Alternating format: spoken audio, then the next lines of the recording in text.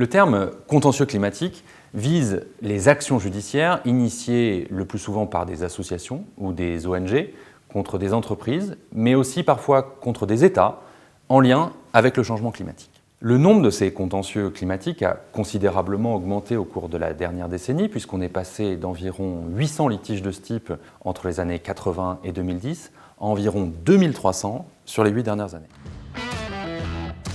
Alors, la plupart de ces actions visent des entreprises à qui il est demandé de réparer un préjudice écologique, de rendre publics ses objectifs en matière de réduction de ses émissions de gaz à effet de serre ou encore de mettre en place des mesures préventives. D'autres actions visent aussi à sanctionner ce qu'on appelle communément le greenwashing, c'est-à-dire lorsque la communication d'une entreprise ou ses slogans publicitaires présente de manière exagérée ou trompeuse l'impact sur l'environnement de ses produits ou services.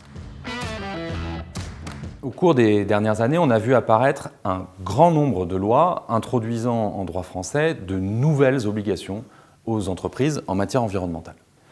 Et alors, sans être exhaustif, on peut mentionner la loi du 8 août 2016 pour la reconquête de la biodiversité, qui a introduit en droit français un régime spécifique de réparation du préjudice écologique. On peut également citer la loi du 27 mars 2017 sur le devoir de vigilance, qui a beaucoup fait parler d'elle, et qui a introduit l'obligation pour les grandes entreprises d'établir un plan décrivant les mesures de vigilance raisonnables, propres à identifier les risques et à prévenir les atteintes à l'environnement.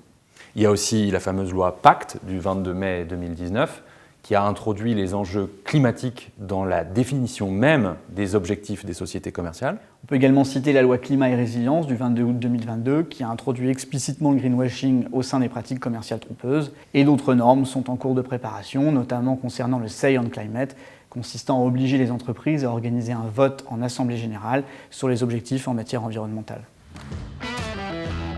À ce stade, la responsabilité personnelle des dirigeants n'est pas spécifiquement envisagée par les textes qu'on vient d'évoquer.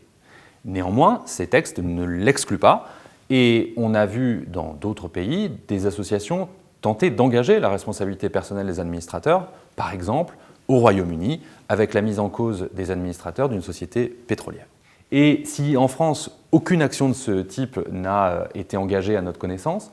l'attention portée aux enjeux climatiques, aux modes d'action judiciaire, devrait sans doute contribuer à l'émergence de ce nouveau type d'action.